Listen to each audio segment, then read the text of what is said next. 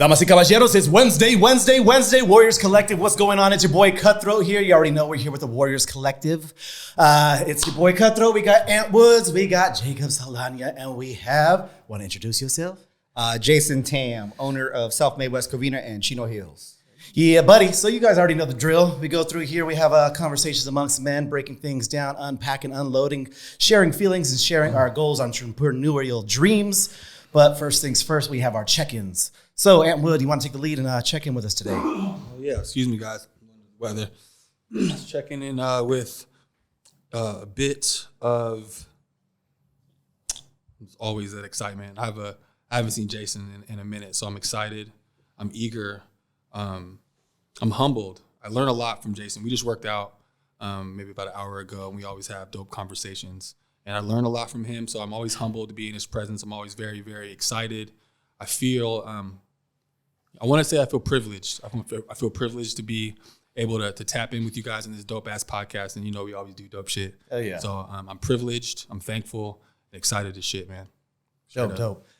So with me, checking in with a little bit of selfishness, as I was explaining to Ant Woods a little earlier. And I'm checking in with selfishness because this morning I missed the men's group, but I did check in with myself. I was laying in bed at home with my fiance and kind of just like laid there and woke up on time for the men's meeting, was kind of there.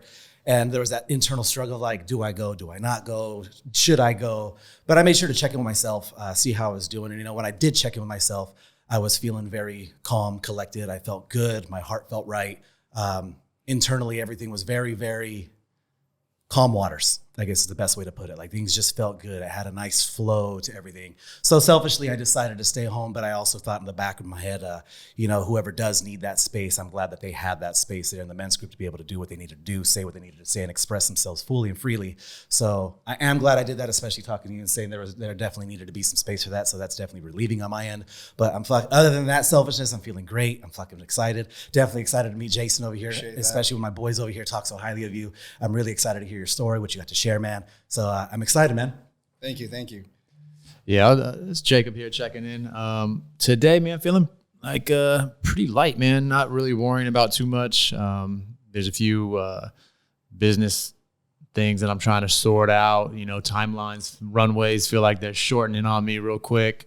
But I can only imagine how stressed out I would be had I not taken the steps that I have been taking in the past, you know, few weeks and months to lighten the load so that I can actually deal with this newer struggle. It's not even a newer struggle, same struggle that I've been going through for 2 years in this particular location. But at least I'm able to attack it with a little bit more clarity and a little more sense of calm. So grateful for that. And it just feels completely different, you know, like trying to solve and put out fires when there's 8 locations burning has been brutal. But now just about one place is burning. So, you know, I can you know, point that fire hose in the direction it needs to go. And, you know, definitely grateful for that. So, yeah.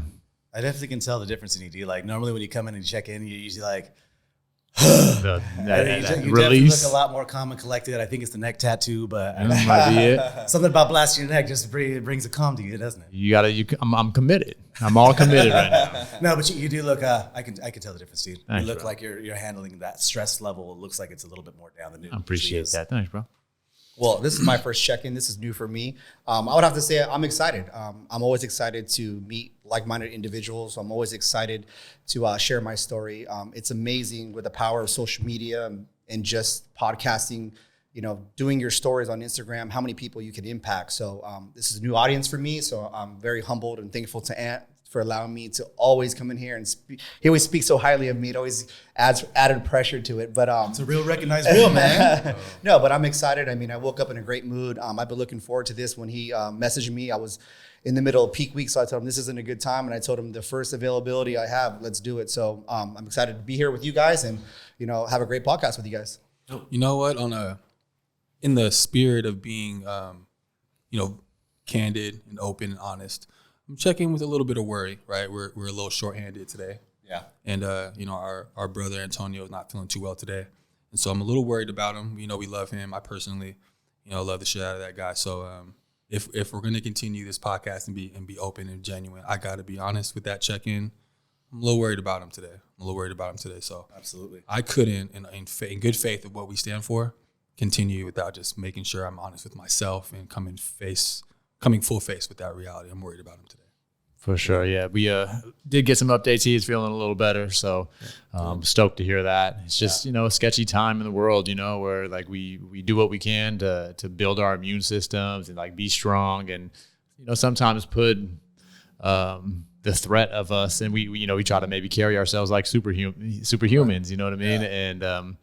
And every once in a while, we get a little caught up, we get a little sick, we get a little injured, and so it's just a reminder of why we got to strap in. For those of you that don't know Antonio, he's a tough motherfucker. Like, to the core. That's the thing that like most people out there get sick and like, I'm sick, I'm dying. Like, nah, dude, Antonio he keeps fucking driving, go. And that's kind of one of like what you were talking about and kind of hitting a base on is like, I think a lot of us are the same way of like, even when we do kind of feel under the weather, we have that mentality of like, there's no excuse to keep going. Like if I can still walk and I can still keep moving, and I can still keep breathing, then I keep training, I can still keep working, I can still keep driving. And I definitely think Antonio, amongst all of us, he's got the fucking highest drive on anybody. But our thoughts, our prayers, our love, man, and anybody that's listening right now, please send that energy, man, because we all need it sometimes. And a lot of times, sickness, I mean, granted, I'm glad he's doing well, is a blessing in disguise, or even an injury. Sometimes, like you said, we go so hard and we think we're superhuman that we'll push through anything. And I remember when I got injured, it was one of those things that was such a humbling experience. And in retrospect, that I look back now, during that time, it was the worst time of my life. But I've learned so much more from being injured, being sick, being put in those situations that it allowed me to slow down and really appreciate a lot more of things that come my way. So, I'm with you on that, man. I could have a fever. I mean, the show that I just did, I was sick 2 weeks before. I was doing cardio with a fever and, just pushing through. And now that all that's done, in hindsight, you're kind of like, okay, I'm not superhuman. Take some time to myself. Take some time just to kind of reflect on everything that I've been through and kind of sit home and spend time with the family. So hopefully that's the situation for him. He's home, just kind of, resting and just saying, I needed this, because sometimes we won't rest. So your body's like, no, you're going to sit on your ass today. Absolutely. So, hopefully he's doing well.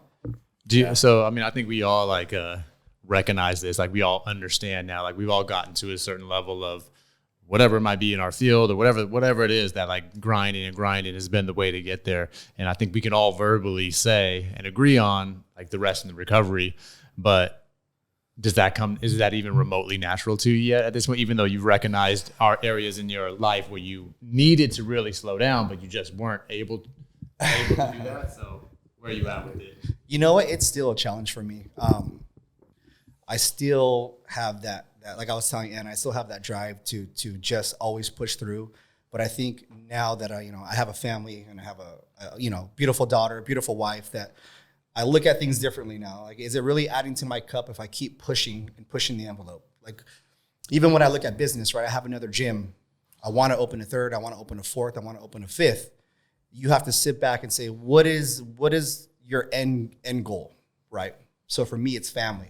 If I spread myself that thin, will I be able to be the same father, be the same husband? And that's some things you battle with, My daughter doesn't care if I have a G-Wagon or a Honda Civic. Yep. So that's more of an internal battle with myself. Like, oh, I need this, but for what? So I push hard, and sometimes I'm like, why am I pushing so hard? Yeah.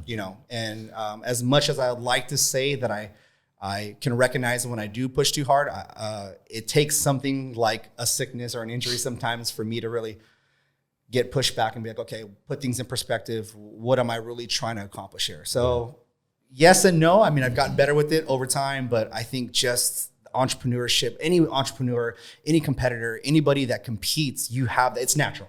Yeah. I mean, you're born with that. And that's what I tell people. It's not something that you can learn. You can't learn to be competitive. You can't learn to be a hustler. You can't learn to be a dog. I've been like this since I was a kid. I used to sell candy at school. I was that kid that would sell candy out of the backpack before I even knew what it was. I was a kid in high school that used to throw parties and say, hey, if we get someone to buy us beer and we charge $5 a beer, a 24 case is going to make us X amount of money. Like, I was doing that before there was even a name for it. Like, I didn't even know what an entrepreneur was. I just knew, like, okay, that hustler mentality. So for me, like I tell people, some people are just born with it and some people aren't. And those of us that are born with it, we just have that natural ability to fight through anything. Yeah, no, it's interesting that you bring that up because, for one, my advice to anybody out there is like when you're building out this lifestyle and you got that grind or whatever it might be, like you have that naturally that characteristic natural to you. So you're always going to push through, even though you might you might need to recover. If you're just defaulting back on how you're feeling, you're never going to recover. So like you have to plan that shit. Like you have to treat it just like any other hustle that you got going on and literally work it in. Because if you don't, you're just going to be talking about it like I do. I've literally built a business around recovery and I only get in there maybe once a week. So it's like irony.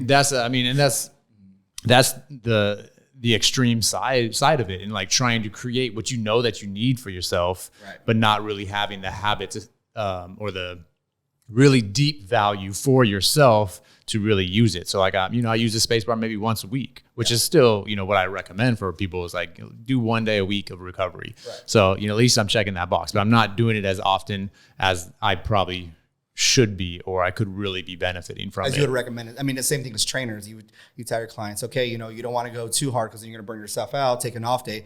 And here you are working out 7 days a week, right. So it's like, we always preach, but it's hard to practice it. And again, I just think it goes back to that competition. Like if I'm resting, I'm like, what am I doing with myself? And before I had a family, like resting for me was just staying home. Now when I rest, we go out somewhere and, we spend that time. And I think I had to fill that void of my rest days or my recovery days or family time. Yeah. Because now it gives me something to do because I have to be doing something. Probably like you guys, right? Like I cannot stay home. Like if when I was sick, I was like still on my phone. People are like, I thought you were sick. I said, I am, but there's still things to be done. So there's always work to be done. Always work to be done. And that's one of the things that I recognize is no matter what, every morning I wake up, there's going to be work to be done. So prioritize your day. Is it really worth it to stress that much about this when it's going to be there? Yeah. You know what? And I think that's I'm the same way where I wake up and there's times where, my girl wants to sleep in and I'm awake. Mm-hmm. But at the same time, I had to teach myself to relish that moment of like, the biggest thing I was actually just talking to this about her was like, time is the only thing we can't buy. You can buy everything. And when I look back and I get old and I'm 80 years old and I'm looking back, I could have built the biggest business in the world. I could have made fucking millions of dollars. And yeah, the thing buys you things like secured and everything, but it doesn't buy you back time. No. That time I was working 17 hours day in, day out, but my girl was at home alone.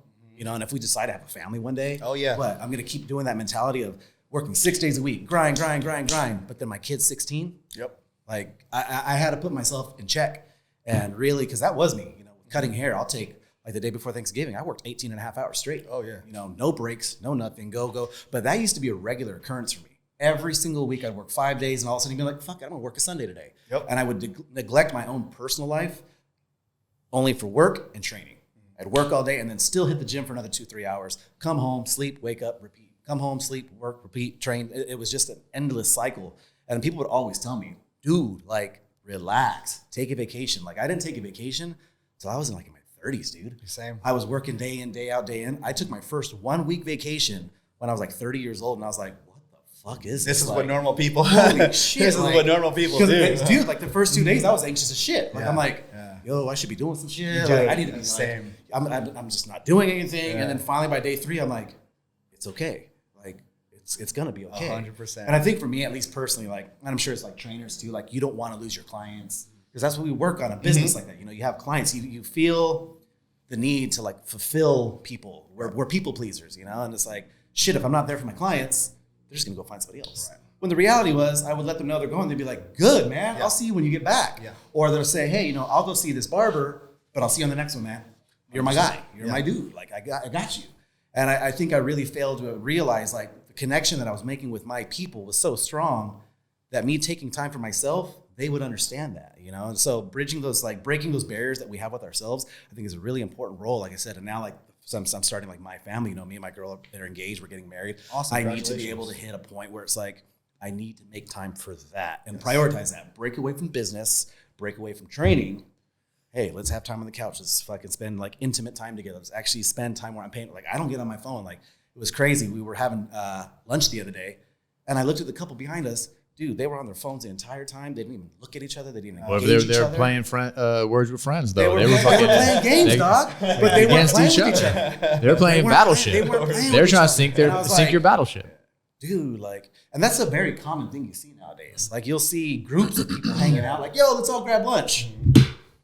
And to be honest, with you, I'm still guilty. I'm still guilty of that. And luckily for me, my wife is not on social media. She has a normal corporate job, and like I tell people, I don't know how two people that both are on social media, they use that to monetize in a relationship, because you're always trying to figure out ways to get ahead. So my wife is the one that kind of keeps me grounded, and she's like, hey, put your phone away.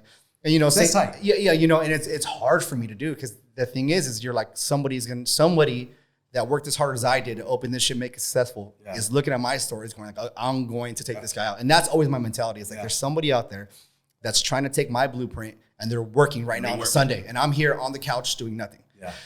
But at the same time, going back to kind of what you said about, your clientele and people really built that. Yeah, I already built it. Brand. You built your brand. And you put systems in place. And I think that's the most important thing people have to understand is when you have systems in place, even as a trainer, I would let them know a week or two ahead before I was going. I would have their meal plan. I would have, the online training. And I would say, this is what you're going to do until I'm gone. Check in. Preparing to be prepared. Exactly. Yeah. So, I think a lot of that is people run off of pure emotions, and then that gets you so far. But when you don't have any systems to back it up, that's when you get yourself in trouble. Yeah, totally. And going back to my barber, my barber, I'll never leave him. Yeah. He raised his price by $50. I'm like, you're my guy, man. But the thing is, honestly, he's great. He's great, but I'm so invested in him. Yeah, yeah. The same way he's invested in me. And it's like, $50 more. I know this money's going towards his family. He's a great guy. He's a good barber. I'll pay that. Instead of going somewhere else to find a new barber, build that relationship, like, especially with your barber. And barber and a bartender. Because he's building a relationship with you, because that's why I always try to tell other barbers, because they'll ask me. That's why you got to give him a plug real quick. Maybe he gets some leads, and then he can give you a little referral credit. The hair blender on IG. Oh, yeah. You know him? Bro, Alex is my boy. That's what I'm saying. I don't need to plug him. He should be plugging me, because he's bigger on IG. But no, dude, he's a great dude. And the thing is he keeps raising his rates because he's that good. He builds relationships. And he even said, I need more family time. Yeah. So he had to prioritize his day, and that kind of made me go, okay, I need to do that too. So because it does make a difference, man. Like, when you look back, when we get old, we could have all the things in the world. True. That family time, that quality time, and I guess that's probably the biggest word, quality. That quality time with the loved ones that you have. Once they're gone, once we're gone, that's it. All the other G-Wagon, everything that could come and go, but that family time that you get, once that shit's done, it's done, man. Yeah. So, and like kind of on that train of thought, you said, you have interest of expanding into multiple gyms. So, like, this is like such the trip, it's like your intention right now is to provide for your family, and it's evident that within that providing for your family means you being present for your family and being there.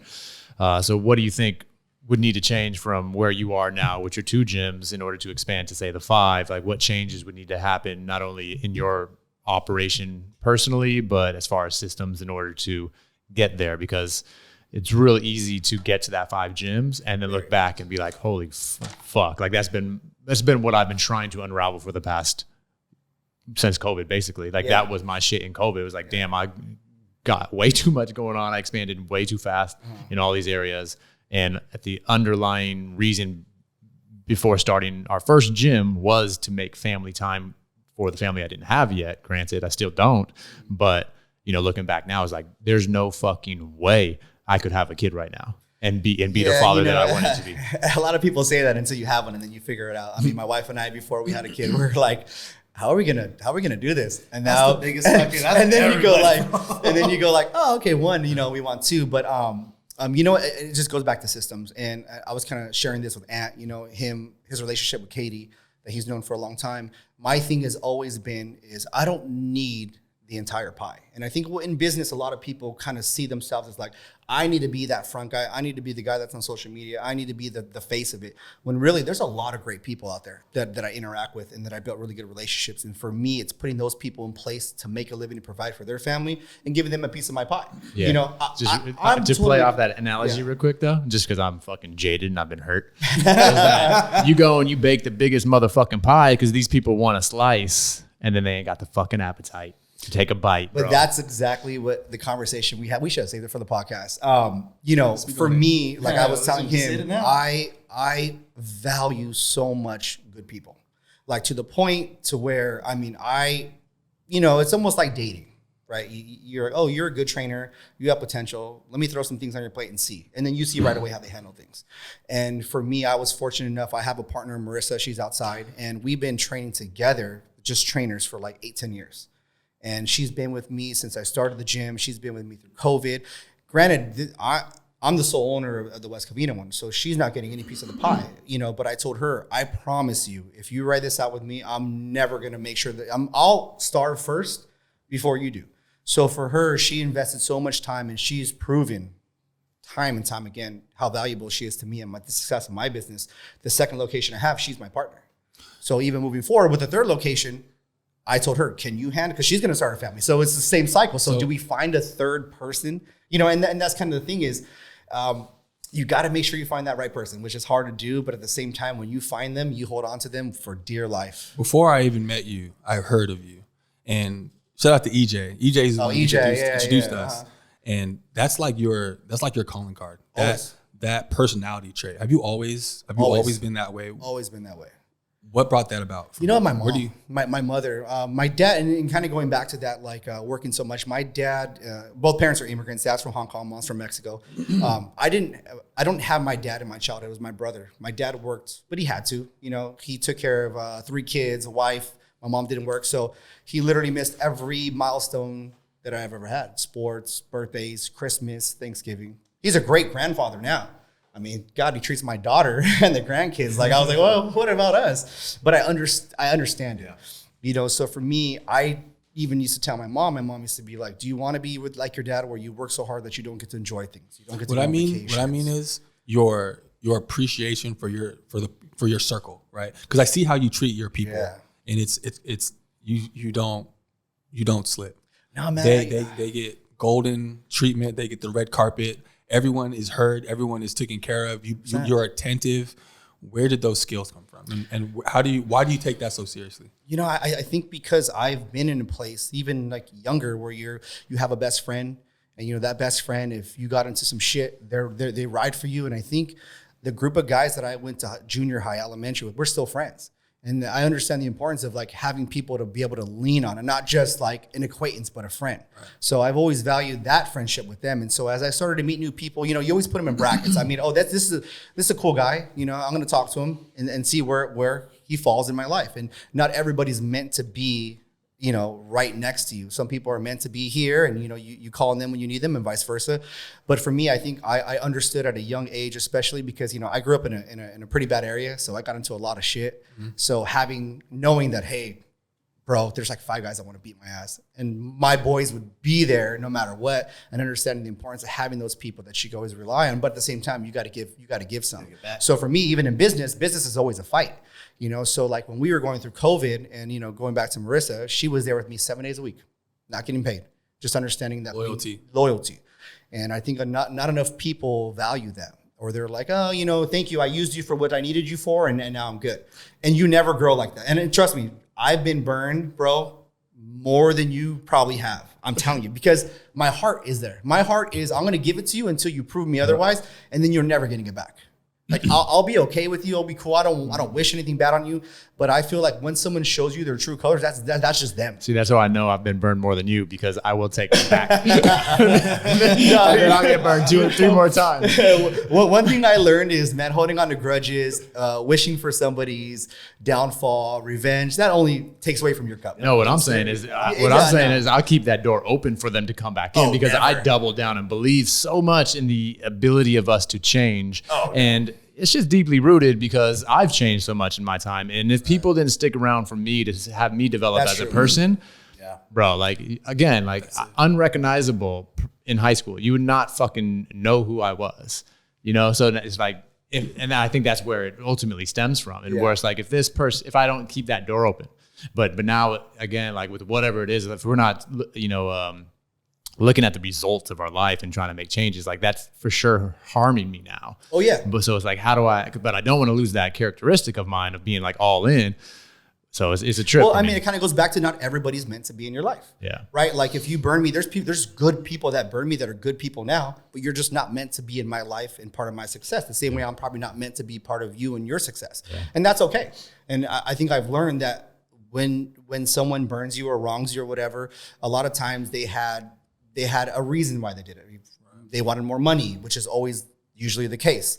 They thought they can do what you do and do it better. So they try to emulate you and they try to copy you. And then they realize, oh, this is a lot harder than I thought. Then they try to come back to you for advice. And you're like, that door's already closed, but I wish you well, you know? How many, so over your life, like there's so many countless relationships. How many, I bet you can probably count how many people that actually made it through that gauntlet and are still there for you. 5. Yeah, man. That's real. He's 5. Boom. 5. Yeah, for real. 5. One of those being my wife. Yeah, I mean, that's about it. And that's what it takes. I mean, because again, like you know, like me, I don't want to give up on that trait. That's a huge value add for me to be able to, like, you know, it feels good to be able to give and want to put people on, but that's the price you pay right there, man. But the thing is, you can't put everybody on. It's too big. If I try to put at my one location, I have 50 trainers. The other location, I have 45. If I try to put all of them on, not all of them have my best interests at heart, and that's okay. Like I tell them, that's okay. It's human nature. It's yeah. You use me for what you need to use me for, and vice versa. And then there's always that one person that will come to the top, and you're like, okay, I can grow with this person, right? And it's not a bad thing if I can't grow with you, because we probably have different perspective on business. That's what you're talking about, like having your systems in place. And I think honestly, having your system in place is also having your emotions in place. 100%. Understanding and sticking to that line of like, this is how I do it. This is what we do. And this is and me. as much as I like you and I appreciate you and I see what you're doing now, you got to keep that emotional check and saying, hey, you got to keep it here within line and keep it in the center. Have you come to terms with, so like when you identify this person who is just using you to get to point B, have you come to terms with that relationship and you reframing it, be like, okay, I'm just going to use you for this? Do you have to have that conversation with yourself? I hate the word use, because it's really, I mean, we all kind of trying to use each other's platform, and that is social media. I mean, we do. So you have some people that are coming in and they're trying to use the self-made brand and kind of using what I do. And you have, on my Instagram, I have people that like will tag me on things and repost and for that. But I'm okay with that, because I know what I'm getting myself into. So I feel comfortable knowing, and that's the thing, is categorizing people. I know where the place is. So I don't have any expectations for you. So like if you're that person that I know is using me to get to point B, you should be using me, because that's what you signed up for. But I'm not going to categorize you and have expectations for you here, because then I'm only setting myself up for failure. Yeah, no, I mean, I think like that'd be great, if people were just a little bit more open, because if someone came to you and was like, hey, like I need this job right now for this, this, and this, I'm like, all right, cool, I can fucking work with that. But a lot of times it's not that. They're telling you what you want to hear, and like you're looking for the signs and you're not really seeing the signs. And then before you know it, it's not the case. And I guess where I dropped the ball in is like, and again, if it was explained and we communicated openly, I'm going to have a different feeling towards it. First off, I'm probably going to be able to ask a little easier of you, because reality of it is there are people using me for jobs or whatever the hell that might be, which is fine, but I don't then leverage them as an employee. I'm afraid to fucking ask them, hey, can you cover this shift? You know what I mean? Like, it's also the risk of doing business, period. Being an entrepreneur and dealing with that, you're going to have that risk regardless. I mean, but that's life. Like, I think I got over that, like, getting burned or having someone use me and taking that so personal a long time ago. It doesn't bother me anymore. Like I have someone that would come in and be like, oh yeah, I'm doing this. Okay, I'm out. When they told me X, Y, Z, okay. Yeah, I think why I take it so personally sometimes, and it's, like it's not like that significant, but why I think I don't have the best relationship with it is because I'm not asking of anybody else. I'm always being asked of, but there's that, for me, it's always wanting to be liked type of thing. And therefore, I'm not going to even ask of my employees to do certain things. And therefore, it ends up being kind of a one-way relationship, even though they're a fucking employee getting paid for what they're doing. And, whatever it might be, it's just like sometimes I struggle. It doesn't come fully natural to me right now. So as far as like areas of opportunity goes moving forward, I have to really get better at that. I would think a lot of times too. I mean, for me, I notice little traits in people. Maybe I'm just really good at reading people, but you'll see people that really have your best interests in mind. And sometimes, they are good at faking it, but a lot of times you'll see someone that does something without even being told. They just do it to help you out. Cause like, AJ, I know you were busy, so I did this. Thank you. Like, I appreciate that. Or someone check in with you, or someone just say, hey, I had a conversation with you. They remembered it. They say, so how did that thing go? On the weekend. And that's like, okay, that's someone that's really invested in me personally. So I kind of, okay, cool. Because you'll have people that you probably work with Monday through Friday, and then you don't talk to them at all on the weekend, probably social media, and then that's it. And then you'll have someone that's kind of like really invested in your success. Like, how are things going? Like, how are you feeling? The same way you guys just did today. Yeah. You check in, right? Like, I'll go to the gym sometimes, and Marissa always goes like, how are you feeling today? I'm tired, but we're going to go. And sometimes I'll have like a trainer, someone like, hey, Jay, are you good today? I'm like, yeah, why? They're like, I just don't feel that same energy. I'm like, yeah, I'm a little tired. Daughter was up last night, and like, oh, what could I do? And those are the ones I'm like, okay. Because everyone else is like, oh, what's up? And just walk by. And and again, it's not a bad thing. It's okay. Yeah. Because I think at a point in all of our lives, we were all those people that were using people to get ahead. Right, we were all using somebody in some form or some fashion to get ahead, and I feel like it comes with age. You grow up and valuing relationships, and I think it takes you getting burned. It takes you having a good friend before you could appreciate it, right? Because if every single person that you interacted with was golden to you, you wouldn't really appreciate it. But the fact that you've been burned so many times, when you have that one person, you're like, oh my God, this is what it's like to have a good partnership relationship. Same thing with anything else, like COVID really set all of us back. I own a gym, so I know exactly how that is. So now when I walk the doors of my gym before, I was like, oh, this is my gym. I'm like, oh my God, I can open without having to get fined and stuff like that. It really made me appreciate it. During it though, trust me, I was stressed out. But I think you need those hardships. You need those things. And I know it sounds real cliche, and you probably heard it a million times, but that's why I tell a lot of trainers, like, hey, I'm struggling with clients. You need to feel what that's like to really put yourself on social media and really hustle, because when it's good, you don't really appreciate it. Like I tell people, the busy season's coming, the January, the February, the March. Yep. And what happens is when I hire trainers around those times, they do nothing and they get clients. And then you get the holidays and they're like, I lost all my clientele. Well, you had no systems in place. You didn't know what it was like to hustle. So now that you have to hustle, you're just going to quit on yourself. And that's what happens. Yeah. And especially in this business, you'll see right away the people that are like, damn, I'm down on clients. Let me get on social media. Let me start advertising. Let me start doing stuff. A little too late. Yep. So with your gym, like the setup is these trainers, they're all independent contractors? They're all independent contractors, yes. So how'd that go for COVID? I mean, because essentially like you being, the owner of the facility, I'm sure you got some clients too. You're an entrepreneur. Each one of those motherfuckers is an entrepreneur too. Who was there fighting for their business? And like, were you able to see who rose to the top? Oh, 100%. Yeah, and what was worse for me was that I'm on the border of LA County, right? So if you go 2 exits down from me, all those gyms were open inside. Nobody cared. So it's like I had to move all my equipment outside. I had to battle heat, rain. I mean, I had videos of the gym outside being flooded. I had to hire 24-hour security because we had homeless people sleeping on our turf. And so I just had a meeting with these trainers. And if they were pushing the sled, though, you probably would have I'd be like, hey, who's your trainer? But one thing that I learned, and I even tell these guys, and I always call them my OGs, is like, these guys were with me through it all. I didn't discount any rate because I wasn't getting a discounted rate as far as like franchise fees. Like the rent was the rent.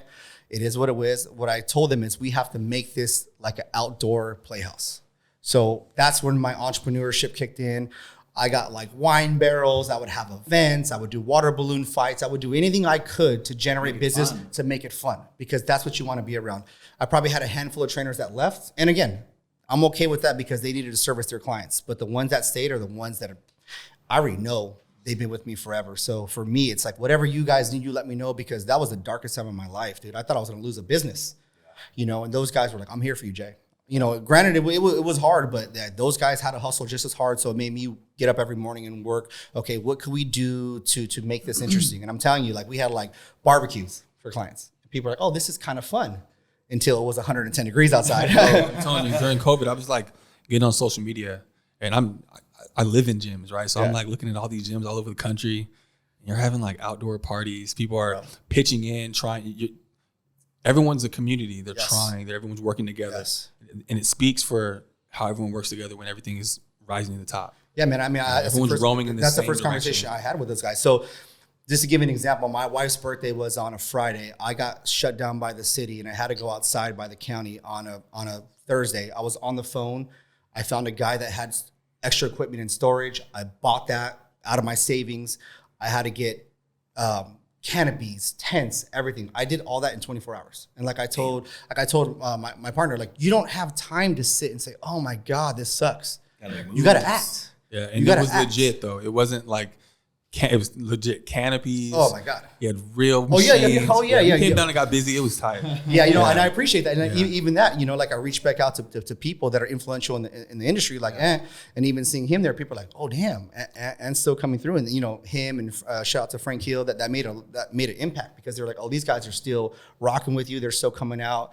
And it showed the trainers like, oh, we're good. We're good outside. We had our hard times, but I think a lot of people just spend too much time complaining and not enough time just fixing the problem, and for me it was like, oh, we're outside, okay, how could I make this the best outside possible, and that's kind of how we got through it, and that's the cream rise to the top. And I had those, I would say, out of the 50, I probably still had a good 35, 40 trainers. I say it was still a pretty significant amount. We were still hiring trainers, because it was a fun environment and they didn't know any better.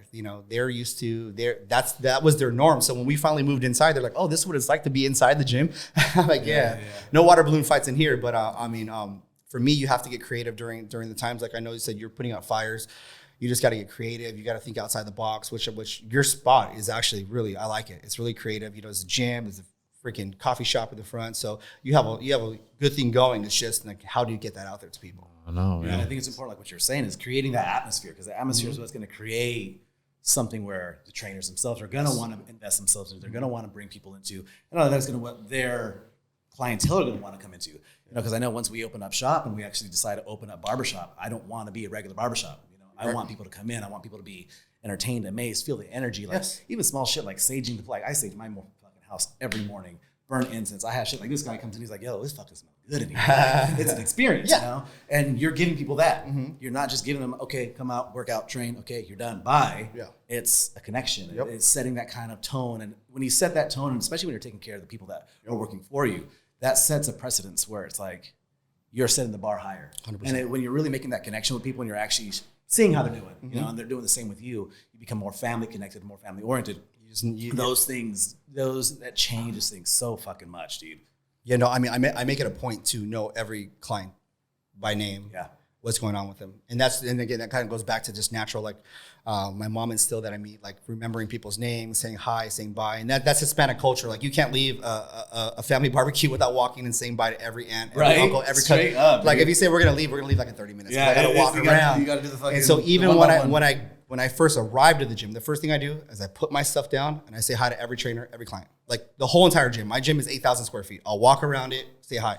Before I leave, the exact same thing. I don't just take off. I go, hey, I'm leaving. Have a good night. Have a good night. And it seems repetitive, but I do it every single day. Those small things make a huge difference. Clients. That's one of the things. Like I would love to get to the point in a shop where I'm only cutting hair like 2 days a week. Yes. But the rest of the days I want to be in that shop, walking around and greeting all the customers. How you doing? And I want to get to know, even if they're not my clients, if they're in my shop, they're my clients. 100%. That's what I always say. Forget. It's like, my clients are my clients. Nah, dude, if this is your business, every single motherfucker that walks in that place is your family, is your client. So I want to go in. Can I get you something to drink? Can I get you something to eat? Or do you need anything? Can we help you with anything? And it's really connecting with people. That's what I want my job to turn into. Is no longer cutting hair, but going in and making sure every single person in every single chair, whether we have a 3-chair shop, a 7-chair shop, or a 12-chair shop, I go around every single person to make sure, how are you doing today? Right. And what can we do? How can we serve you? Because we're in a service industry, and nowadays we look at serve us, but it's really serve them. Serve the people. And that's one of the things that I love fucking doing, serving people, getting to know them, see how their day's doing, and how can I make your day better? Because I know I can already do the haircut. That's fucking simple. That's automated. But how can I connect with you in a way where it's like, yo, what can I do for you? How can I be here for you? Even if it means like I hear like some cats getting married, this and that, cuts on me, dog. They're like, wait, what? Yeah. I've seen you for how many? I literally just did that. I had a dude, he came into me 2 years ago for his very first cut. He didn't even remember that. He came in and told me, dude, I need you to cut my hair right now. I want a mohawk. I'm going to grow it all out. I'm going to eventually braid it, this and this and that. I'm doing this for my wedding. It's in 2 years. He finally just came in for his wedding haircut. I got him all hooked up, got him dialed in. I was like, you're good, dude. And he's like, nah. I'm like, you came into my chair 2 years ago. That's what's up. Sat down. You told me this was going to be your wedding haircut. I already knew from that moment on I was going to take care of you for your wedding. I never told you anything, but I was going to do it. So I'm doing it now. And he was just like, literally broke down and looked at me. I was like, I don't know what to say. I'm like, you're my boy, dude. You're not just a fucking dude that sits in my chair. You're my boy. Right. This is my gift to you. This is my wedding gift to you.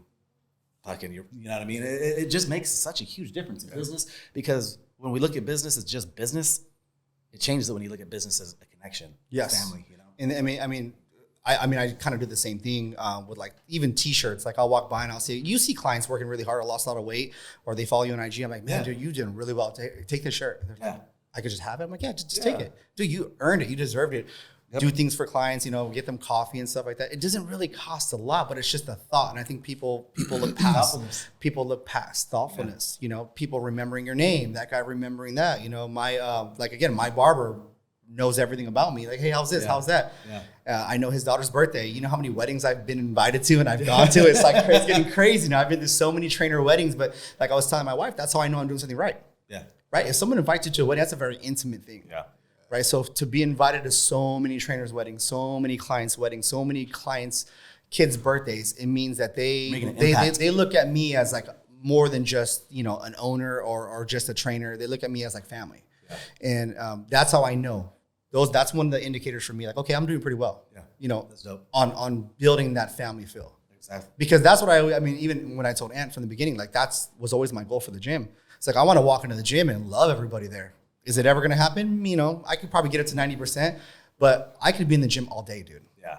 All day. I could work out. I could shoot the shit. I could talk to clients, eat, do everything. And it's not like I'm there all day. It's just, I love it. And that's one of the benefits. Thing I could do if I wasn't a barber. Man. Right. Straight up. I could train all day, hang out with this cat all day, hang out with cats like you all day long, train when I see you doing something, yo, go, come on, push people, motivate. Because I used to be a CrossFit competitor. And my favorite thing was to finish as fast as I could, not to be first, but so I can stay on that podium with people and be like, come on, dude, I see you got more in you. Yeah. Keep pushing. While the other guys would walk off and be like, I finished first. Yeah. I don't give a fuck if I finished first or I finished last. I want to get done as fast as I can so I can motivate the rest of these motherfuckers to finish with me. So we're done together. We're a team. We're a family. Because sometimes we need that push, man. Yeah. Sometimes we need that connection. And that's why I think I gravitate so much for like that gym mentality too, because it's like that connection. It's not, don't be selfish, be selfless. Yeah. You know? So I dig that you do that, man. Yeah, no, I think that's what separates gyms. And I always tell like trainers, when you bring people into the gym, it's so intimidating for them.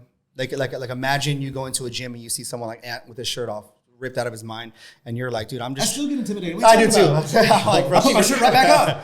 You know, and I'm like, that's it. That's it. Hey, I know you guys already follow him, but go to his IG. Just look at all these shirtless pics, bro. I'm gonna block this dude. It's good for my mental.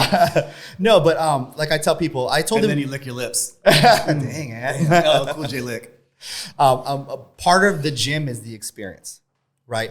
Part of what we do at our facility is the experience. I want them to come in and they see someone that, you know, maybe they like look up to you like, oh man, and you go up and say hi to them. You're like the cool kid in school almost that went up to them. You didn't even know their name and just say hi to them. They're like, oh my God, I love it here. Yeah, man. And I tell that to them at every meeting, man. Make sure you guys go around and say hi to people because you may not feel like you're up there, but these people look up to you like you're a god. And, you know, I have to check myself sometimes because sometimes I'll go into like a Gold's gym or go to a local gym and people will come up to me and be like, hey, I follow you. And, you know, when you're in the zone, I'm kind of like, yeah. Have to be like, bro, this is what I signed up for. This is what I put myself on social media for. This is what I tell people I am. So I can't just be like, yeah, bro, let me finish my workout. So I'll sit and I'll talk for a little bit, and you know, you always get kind of the same questions. And I was like, hey, just DM me, and I'll always make sure to respond to certain people's DMs within time. But I mean, your barbershop, your coffee shop, your wellness bar, your gym, it should be an experience.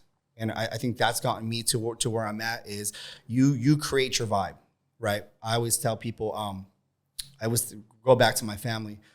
If something goes wrong and you see, if you've ever seen your parents panic as a kid, it's scary, right? Like I know for us, we didn't do well when we were younger. You know, we would go to food banks and stuff like that. And I remember my mom being stressed out, like at the table, like how am I going to feed all these kids?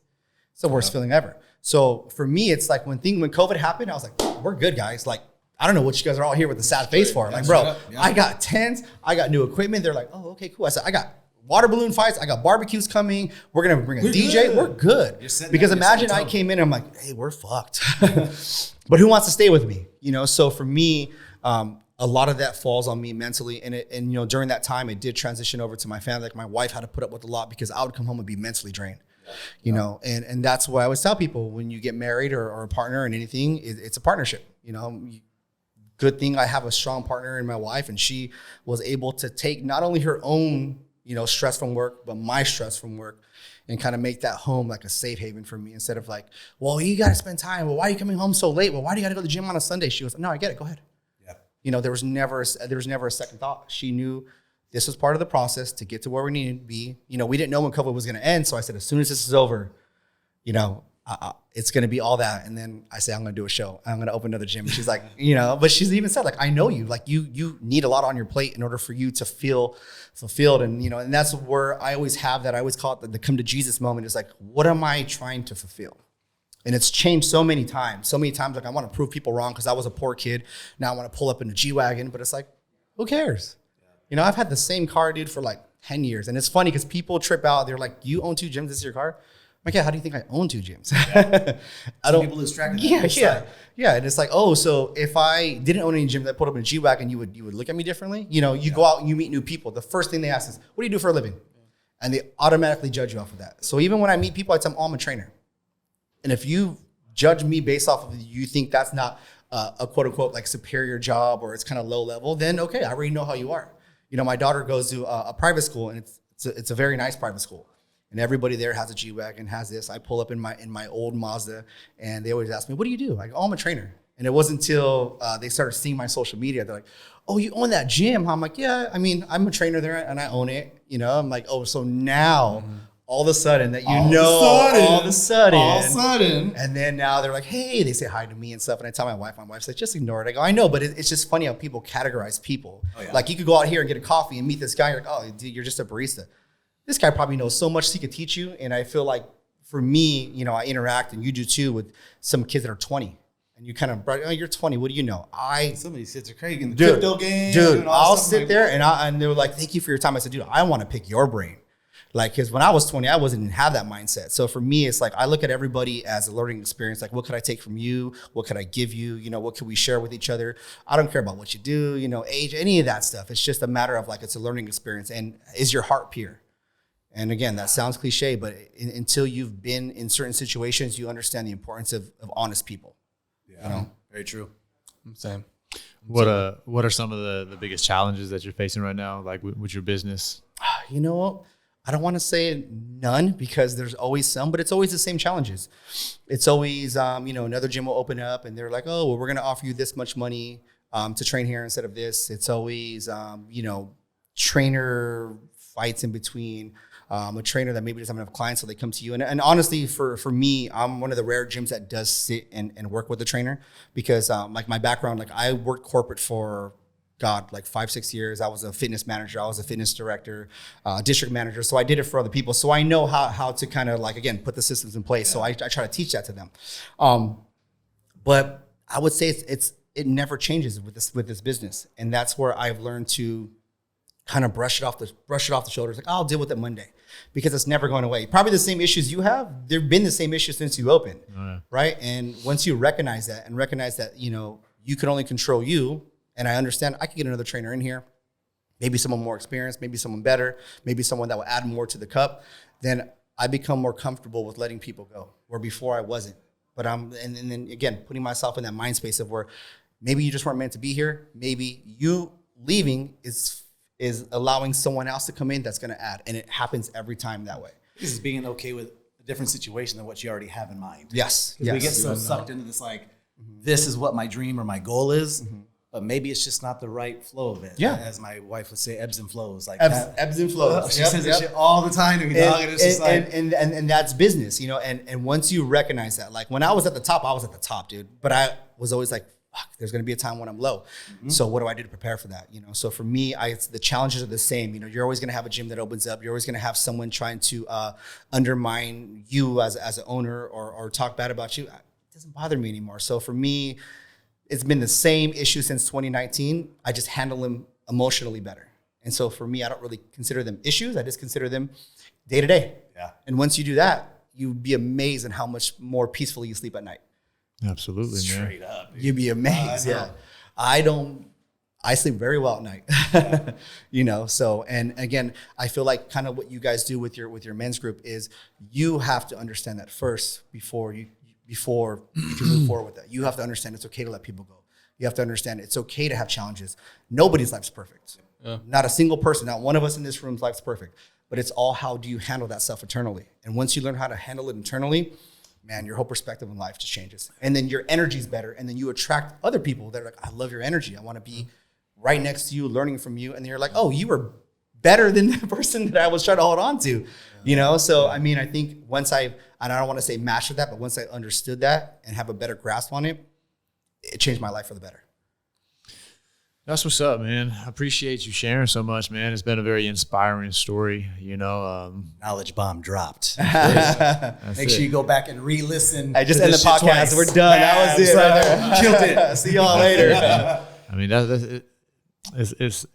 this is why I really value these conversations, you know what I mean? And even in our Monday morning or our Tuesday morning check-ins, because, you know, when you're out there, you feel so alone in it. And then you hear other people's stories and you hear their successes and you hear their, you know, their struggles, or at least their mental framework around their struggles, like the way you just reframed it. It's not really struggles. It's just the day-to-day. You know, they're the challenges that, you know, I chose to take on, right? Signed up for it. You know, so it's always very refreshing to hear these stories. So, you know, really great to be able to sit here and, you know, chop it up with you for this past 50 minutes. Wow, that was fast. Just let you know, it literally is, your perspective is selective. You get to select how you choose to see things. Yes. Yeah. And we're grateful for everybody that's listening to these podcasts, you know, and, you know, I appreciate all of you guys for jumping on here and making the time, because we all have very busy schedules, and anybody listening too, I know you guys have busy schedules too. So sitting down and spending 45 to 50 minutes with us, you know, super grateful. And that's why we're trying to keep these under an hour, you know, because you can't, that commute's only so long. So,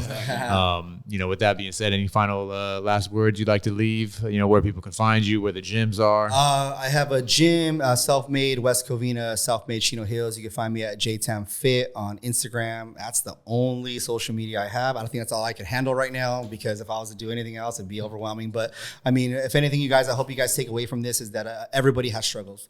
No matter where you are as an entrepreneur, you're going to have struggles. It's part of the growth, right? It's part of the experience, but it also is very rewarding. So don't neglect going through those struggles, but find someone that you can talk to them about, because it does help. Yeah. Like this podcast. Yeah, dope. Yep. Growing pains, man. Yes, sir. For sure. Well, again, man, we're checking out. This is Jacob Saldana. You can find me at Cub_Saldana on Instagram if you guys need anything. This is Cutthroat. You can find me at Cutthroat Barber.